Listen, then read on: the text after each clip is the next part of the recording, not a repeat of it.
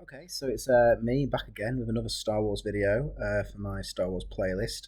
Obviously, last time I was reviewing the original Star Wars film, or Episode 4, New Hope, as it's more often called these days. And obviously, I really liked it, absolutely loved it. And then I was very lucky the other night I got to see the next one in the series, which was even better, which is The Empire Strikes Back. And Empire Strikes Back is usually classed as the best Star Wars film, and I just wanted to rewatch it again all these years later to see if that's still true, or to see if it's all fuss over nothing, or if over time it's not as good and all these other things. So, watched Empire Strikes Back at the cinema with my friend the other night. We both watched it in the cinema back in 1997 when a special edition version of it first came out. So it was crazy to be back in the same cinema watching it again all this time later. But what was very clear when I watched it was that it's still the best Star Wars film of all time. Like, Empire Strikes Back hasn't lost anything. In fact, as more and more Star Wars content comes out and we get further along the timeline with Star Wars, Empire becomes more and more special. And it actually, I think it's like a fine wine. It's actually improved with age. And I know that when it very first came out, quite a few people didn't necessarily take to it. I know when I was a kid and I first watched it, I sort of watched all the Star Wars films a bit out of order. So I only watched Empire Strikes Back years after the other two, when I'd been really into it. I was really massively into Star Wars when I was like 4 or 5, and then I kind of eased the way out of it. And I think I watched Empire Strikes Back on TV when I was like 8 or something. And I don't think I really was that impressed with it. I was like, oh, it's okay, but I wasn't really in Star Wars mode, you know. And then years and years later, I finally watched all three on. We got re-released on VHS. Rented them from Video Shop and actually got them as Christmas presents. So I rewatched them all in the order. And I still wasn't a huge fan of Empire when I watched Empire. I was still like, it's alright. I was like, it's a bit boring in places. I was like, it's a bit slow. I wasn't the biggest fan of it. But over time, and the more I've watched it, I started to get why people said it was the best one. Because I was always like, Return of the Jedi is the best one. But like, no, over years and years, and now after a lot of time, especially after seeing it at cinema the other night, I can definitely say it is definitely the best. And there's a number of reasons for that. I mean, first and foremost, all the characters are just elevated. And this is one of those sequels where, because I'm going to term it as a sequel, because when this came out, it would have been viewed as such. I know people say, oh, it's part of a trilogy, it was planned, it's not really a sequel, but essentially, when it came out, it would have been seen as a sequel to Star Wars, which is one of the biggest films of all time. So, how do you beat that? And there's only a few times when it's been done. A few times when sequels come out and done better. This is one of those rare times, and it's an amazing sequel. And the reason is because it manages the very difficult trick of most sequels don't get right, which is it's different enough, but we're not retreading the same stuff. But it's not so different that it completely loses what it is. And in fact, everything in Empire Strikes Back, it evolves and enhances what was laid down in Star Wars. It doesn't subvert it, it doesn't ignore it, it doesn't make it a complete joke, like certain other Star Wars sequels do. It really does enhance what Star Wars was. And it's got a lot of respect for what came before. And I think all the good sequels do that. Like, if you look at Aliens, another great sequel, that has a lot of respect for the first Alien. It takes place where you can imagine the world as the same world as the first Alien. And back in the day, I feel that, like, I don't know why, but films and filmmakers used to have more respect for just continuing on what someone else did. You know, picking it up and then and dropping it as well. Because at the end of Empire, obviously, Irvin Kershner, who directed the film, he didn't come back to do Return of the Jedi, but he still left a lot on the table for whoever did Return of the Jedi. And I think that, like, Irvin Kershner had the perfect sensibility about it, where he enhanced it, but he paid respect to it. And he was very, very, very, you know, in awe of the first Star Wars. So much so he originally didn't want to direct it. He was so like, I don't think I can do this. He was sort of feeling like, I don't think anyone can beat the first Star Wars.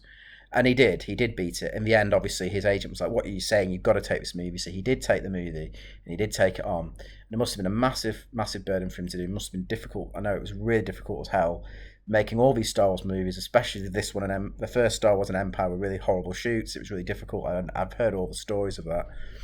And you know, the great thing about it is, you know, performances and the script in this are so good.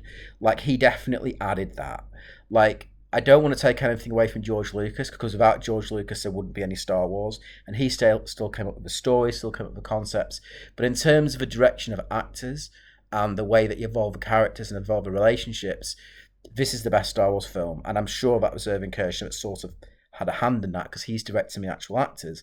But George Lucas himself was very clear that he didn't want to direct the actors. He didn't like doing that, and I still think the performances in the first Star Wars are great, but I think this builds on it substantially with every character. Even from the very start, you have Luke Skywalker. It's much better, much more fleshed out. And again, it's a natural progression from what we saw in the first Star Wars. He's less whiny. He's become more heroic. He's doing more hero things. He's stepping up a bit more, but he's still fucking up. He's still screwing up. And that's one of the other good marks of this Star Wars film, is it is a Star Wars film where the good guys fail and lose all the way through the movie. Like, it isn't the same as the first Star Wars, where the good guys triumph over adversity at every little end. So it's like they get into a difficult thing and we just about get out of it. They get into a difficult thing, they get out of it, and at the end of the film you end up with a great big, yes, we defeated the Empire. It's the exact opposite, where they try and fight the good fight, but they don't succeed in what they're trying to do. And the Empire, for the most part, the baddies for the most part, are winning in this movie. And it still works well because it makes the heroic aspect of it even more noteworthy, because they're fighting a losing battle. You know, heroism isn't just about winning, it's about doing the right thing no matter the circumstance. I think Luke grows a lot in my estimation. It's because a lot of the time he's outmatched, he's out of his depth, and we know as an audience member he's really not quite there yet. He's not ready to take on Vader, he's not ready to do a lot of things he thinks he wants to do. It's more relatable, more interesting than he was in the first Star Wars. Han Solo, I think, is the biggest improvement in this film. I think really this is Han Solo's film, as much as Luke's the main Star Wars character we're following.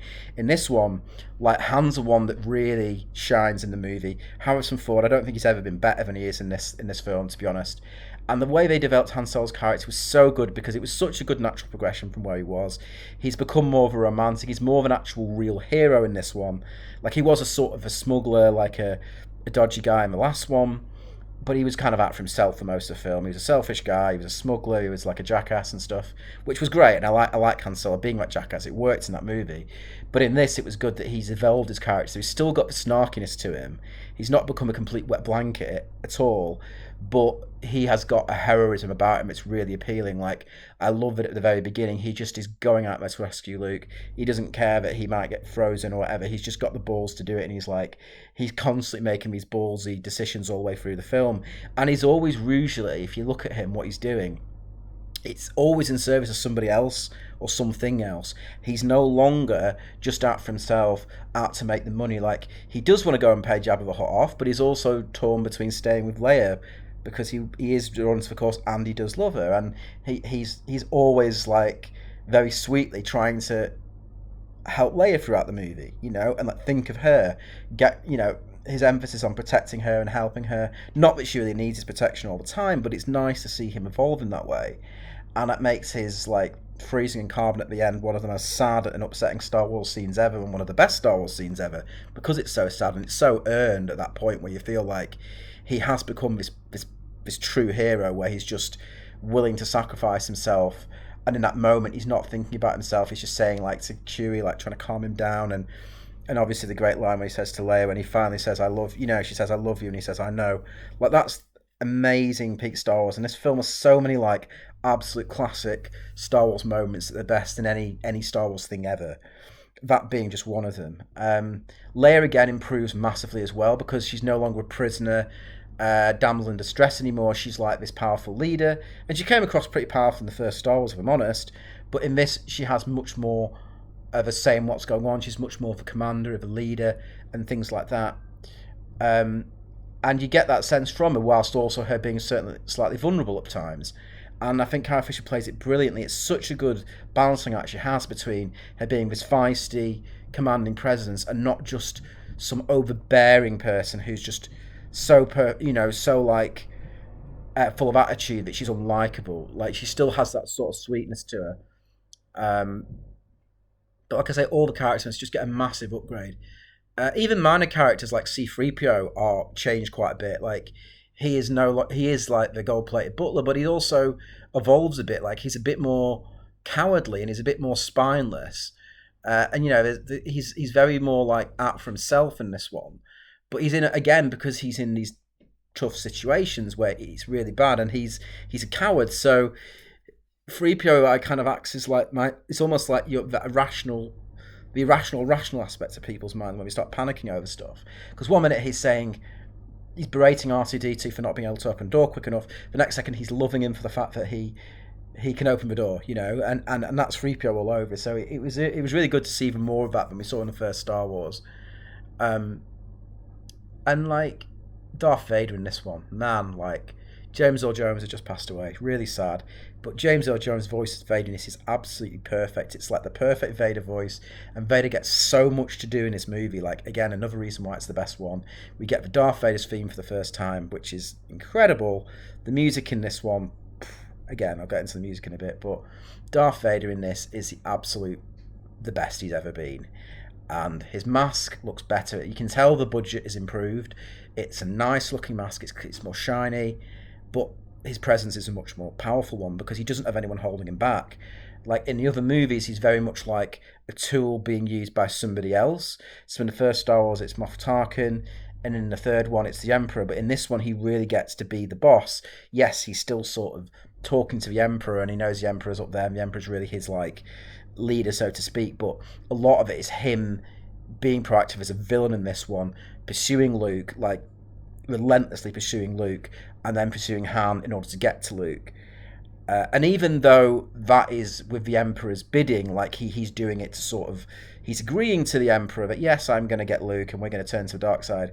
At the very end, like when he's talking to Luke, he's literally like, you can destroy the Emperor, let's do this. Let's you and me beat him and take over the galaxy. So he really is out for himself, actually. He isn't actually out for the Emperor. He's sort of like agreeing with the Emperor because he's like, well, it's that Sith thing. Again, something that's very clear in this is the dark side and the Sith are evil.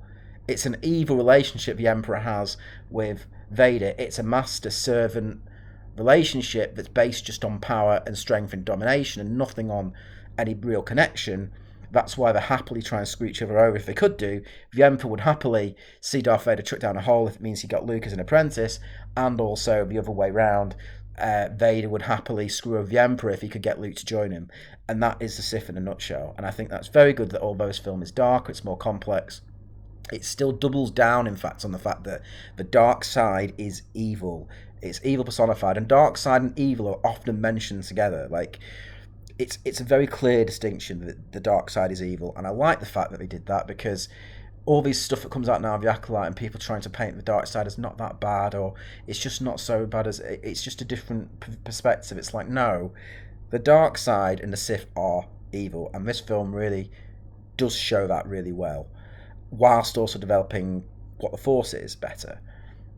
So Vader gets great screen time, you know, and I think the structure and the pace of the film is so solid. Like, there's nothing in this film where you roll your eyes and you're like, oh, that doesn't make sense. Why are they doing that? Why didn't they do this? Like I said to my friend, like the only bit I can really think of where it really like was something close to a plot hole was at the very end when Luke and Vader were fighting, and Vader like breaks a window and Luke just goes flying out, and I'm like, well, at that point he could have just killed him. Like, it's quite possible that he didn't. He only by the skin of his teeth managed to hang on to something underneath. So it's like you spent this whole film trying to pursue him, trying to capture him, trying to like bring him to your side, and in that one moment you suddenly were like, oh fuck it, I'll just like chuck him out. I'll you know, throw these things around, create a vacuum and throw him out the window. Like, he could have just been dead in that moment. But that's the closest thing to a plot hole in this film, and that's a really minor thing. You know, you can sort of overlook that. But apart from that, I can't think of anything that's a real plot hole with this movie. And I don't understand why I ever thought that it was a slow-moving film. Like, I was like, oh, it's a boring one. I'm like, almost every scene, it's one of those films where every scene is important. Every scene has got some sort of interest or some sort of cool action going on, or there's a lot of different action in it. Like, it feels like when I watch this time, it's like almost non-stop action, but then it's not overwhelming. Like, it's not overwhelming like, say, Rise of Skywalker, which is non-stop action, but it's like 5 different movies all at the same time. Like, it's a lot of stuff happens, but it doesn't feel too much somehow. It doesn't feel like there's too much stuff going on, like you can't follow it. there are two storylines going at the same time. This obviously they break off, so Luke does his thing, and then Han and Leia and all the rest do theirs. But it never feels too much. It never feels like they've gone too far with it. It always feels like they've developed it just enough that it's not really confusing. You can still follow it pretty well. And everything feels like it has weight and consequence whilst a lot of things are happening. It's difficult to do that. You can have a lot of things happen, but then you're not really caring about it because so much is happening and changing all the time. You don't know what the hell's going on. Like with Rise of Skywalker, it's exactly the situation. Like there's like five. It's like five films in one. Like 1 minute, like somebody's, Chewie's dead, and then Chewie's alive, and then Ray's got this connection to Palpatine, and then Kylo Ren's turning back to Ben Solo, and then like it's like every minute of Rise of Skywalker is like a different big thing happening, but because it's also disjointed, it just doesn't really. It just feels like this big mess, an entertaining mess, but just a big mess. And I think this is so well structured and so cohesive, and it fits together so well with the first Star Wars film as well. It adds so much to the first Star Wars film, obviously with the reveal. And then obviously haven't even talked about Yoda, who is incredible. And I still, to this day, think that puppetry in this film with Yoda is just so amazing and magical. Like, and I know it must have been a nightmare trying to get this puppet thing to work. And I know that Lucas was turning out with it and hated it. And I'm sure the shots that we didn't see were really bad. And I'm sure the ones that are just in the movie are the absolute best that they got, because when you think about it, Yoda's not in it that much. But the presence he has in the film and the scenes he has in the film are so flipping good. Like, and they just become more and more my favourite bits, which I guess as a kid were my least favourite bits because it's just two characters talking. But now as I'm older, like these are the bits that I really like. All the scenes with Yoda are absolute gold. Like every single one is packed with so much meaning and so much stuff that he's talking about that's relevant not just to kids but to adults as well. Right from the first time when you first see him and you first meet him, and he's this weird little creature, and he's pretending to be this stupid little character, and you just think, oh yeah, he's just a dumb character because this is a kids' film. And then when he reveals himself to be Yoda, and he reveals himself to actually be the Jedi Master, and his character totally changes, it's brilliant. It's so, so good. And it still works a really powerful, dramatic moment. And it's like, this is just a puppet, but Yoda feels like a real, essential character. And like, it was so kind of daring. There's so many daring different choices made in this movie. The fact that it hinged on Yoda working, like, if Yoda just hadn't worked at all as a character, as a puppet, the film would have completely collapsed, like, because it's got so much dramatic weight on what he's doing with Luke and what his scenes are about. It's like it puts a lot of the emphasis on Yoda to be good, and obviously he was, but it's such a daring thing to do, to put all that on a puppet. And it's great, it's great how and like so many daring things they did. Like I've already talked about how the goodies lose for most of the film. There's no great big super weapon they have to destroy. The movie is actually an inverse of most Star Wars movies because it starts pretty much with a great big battle, and then it gets smaller. So the ending is just a sort of personal fight, and Irvin Kershner talks about it being an emotional climax rather than a great big action set piece. And that works so flipping well. That works so well. And this is why I'm often say you don't always need a great big. This is why I got so sick of Marvel movies always having this great big sky battle at the end. I'm like, why do we need it every single time? Why do you need some massive, ridiculous fight? Like end of Shang-Chi, you got this stupid big fight with a big CGI dragon or something. And I'm like, what is wrong with just having a one-on-one fight with Shang-Chi and the bad guy? And it's just that. And why is that so such a stigma? Like you can't just have something simple with two characters fighting or an interaction. It's got to be, oh no, we've got to have all the bells and whistles and fighters and like explosions and all that stuff. It's like you don't always need to have that. And Empire Strikes Back is the one I always come back to, and I'm like, you don't need to have that. And the stakes don't need to be as high as, well, if we don't destroy the Death Star, then the world's going to end. The stakes can just be like the cost of someone's soul. It can be just wanting Luke to survive, wanting his friends to survive. And I think it's a lesson that's so even Star Wars itself has forgotten, that you don't need to have a great big end of the world disaster or a great big super weapon every movie for it to feel like there's something at stake. And I love how he did that with Empire. And again, it would have been so easy to just replicate Empire again. Replicate the first Star Wars again and have another super weapon they had to destroy, something similar, which is sort of what they did with Return of the Jedi, to be honest, when they went back. I'll get onto Return of the Jedi next week when I talk about that one. But yeah, just so many interesting choices that at the time must have been real real gambles, like creative gambles that you don't get these days in modern filmmaking. Not for the most part.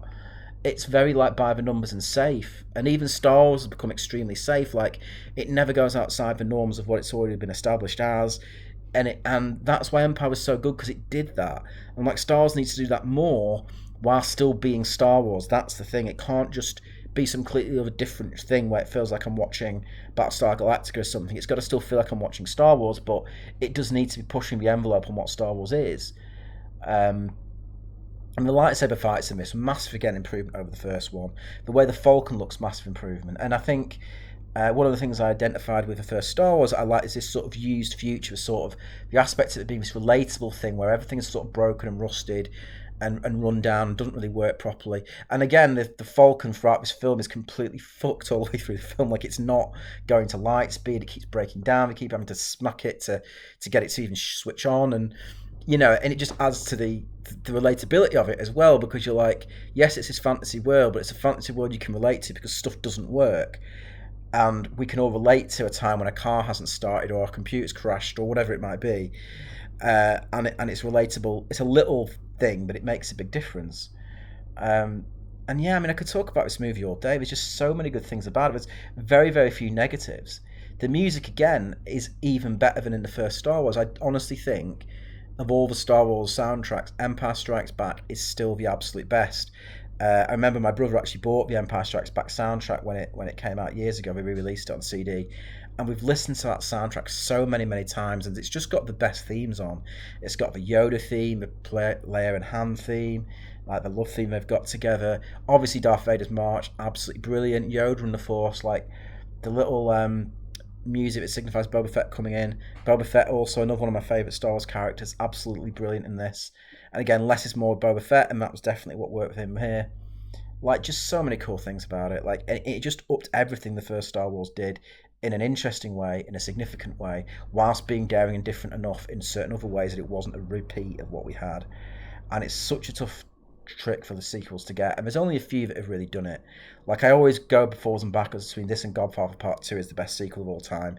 Plus, you could add in stuff like Terminator 2, plus stuff like Aliens. All those are in conversation for the best sequels of all time, I think. And they all do that same thing where they manage to make it different, but feel familiar at the same time. And I think it's such a difficult trick. And they've never been, Star Wars after this has never been quite as good. This is from an adult's point of view. From a kid's point of view, I think Return of the Jedi is more fun than this one. But from an adult point of view, which to be fair, the movies are made for kids, not made for adults. But from an adult point of view, this is definitely the most mature one. The one that feels like, it's got more going on there. But also it's got enough room for fun. Like, there is still a fun aspect to it. It's not completely it's not like, Schindler's List we're watching here. Like, it still has a fun aspect to a lot of the stuff. It's just got a darker tone overall, and there's more going on there. But it's still like a fun movie in a lot of places, and there's a lot of fun comedy, especially from Han Solo and other characters. Lando Calrissian, again, another great character we brought in. There's just so much to talk about this movie. It's like I said, I could talk about it all day. And the model shots, the effect shots, like when I first watched it in 1997, because it was a special edition and obviously there was new things, I was a little disappointed with watching Empire of Cinema, because I kind of, after watching the first Star Wars special edition, added quite a few new scenes, most of which now I absolutely hate, to be honest, but at the time I liked them.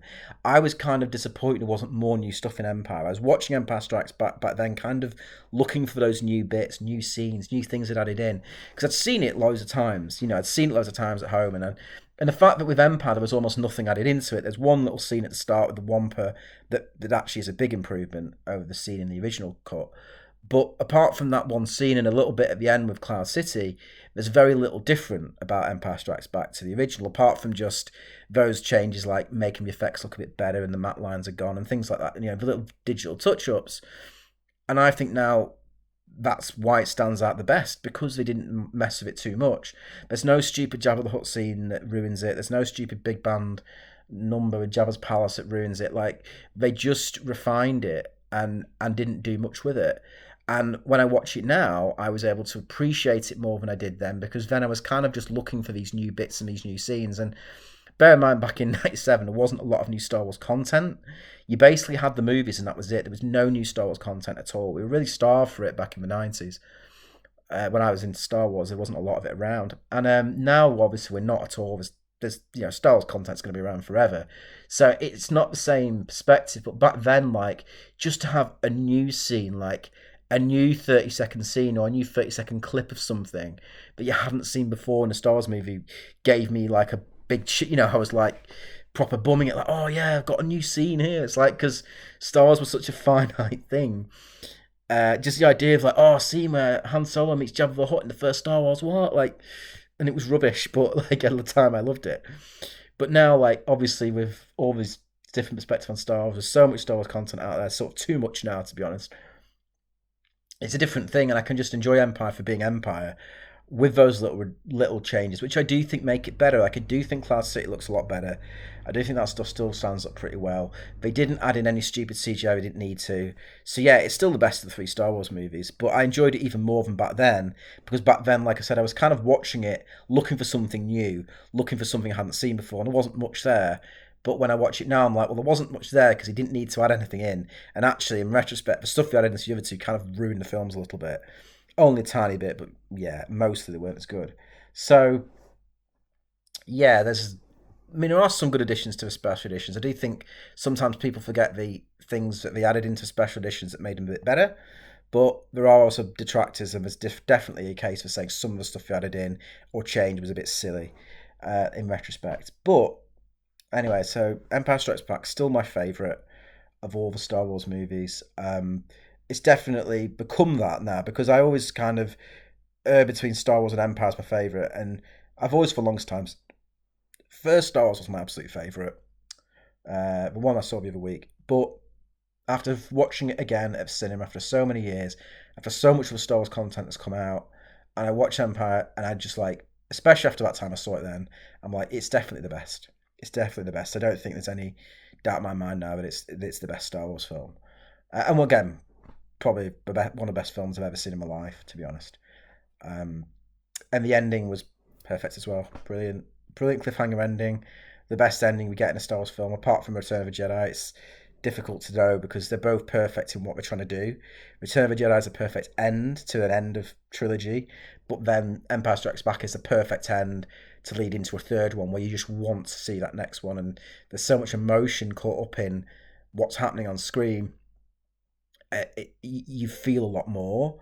Like, I think that's why Empire's a bit better, because the ending of the first Star Wars, it's all right, but it is a bit lame. It's a bit like they're getting these medals, and it's like, yay, the goodies have won. It's like, okay, the film ends, but with this one, it's a real like emotional heartstrings, like seeing Falcon fly off, and then knowing that Han's not saved yet, and wondering what's going to happen, and like being drawn into that moment. And I think what I liked about it is I tried to watch Empire when I saw it the night. When I ever see anything at the cinema, like as if I've never seen it before, I tried to kind of imagine this is my first time watching it, and especially watching it at cinema, there's something where you pick up on more. Like, you still, like, I've watched that film many, many, many times at home, but there's just something about watching it at cinema where there's more. You're more aware and you're more attuned to it, and you're more like switched on to everything that happens and noticing more things about it as well. But before I finish, there's just one little thing that I want to bring up that I've always thought that there's two little things actually. One is this thing about the rule of two, which again was a prequel thing that came up years later, which doesn't make sense because Vader's definitely trying to get Luke, and so is the Emperor. They're both agreeing that they need to turn Luke to the dark side, so that would have been three. Now I guess that they're trying to kind of screw each other over, so there's only two again. But I'm like, this whole rule of two thing, there's only ever two Sith. I don't think it's. I don't know why people go on about this rule of two thing. It's really stupid to me. I'm like, why would there just be two of them? It clearly wasn't the case in the originals because they're trying to recruit Luke. I just felt the Sith is like, they're going to recruit anyone, right? They're not just going to keep it to two of them. But anyway, this was a rule that came in late where Yoda's like, oh, always two there are. But I'm like, well, why are they trying to get a third dude to be a Sith then? Like, wouldn't they just be trying to kill him? I don't know. So that's a bit weird when and that's something that the prequels brought in. That's nothing that Empire Strikes Back did, but it's not one of those little weird things where I'm like, where did this rule of two thing come from? Like, why? I don't know. I didn't really think needed it. The rule of two doesn't make any sense to me, really, but there we go. So there's that. There's no rule of two in this because they're trying to get Luke onto their side. Um, and the other thing is that I always sort of, when I've seen it before, I've always interpreted Luke going to rescue his friends as the wrong thing. Like he shouldn't have done that. He should have stayed training with Yoda, and that's what he should have done. And he made a massive balls up by going over there, and he didn't do anything. He didn't save his friends. He almost gets killed by Vader. Like he does a really.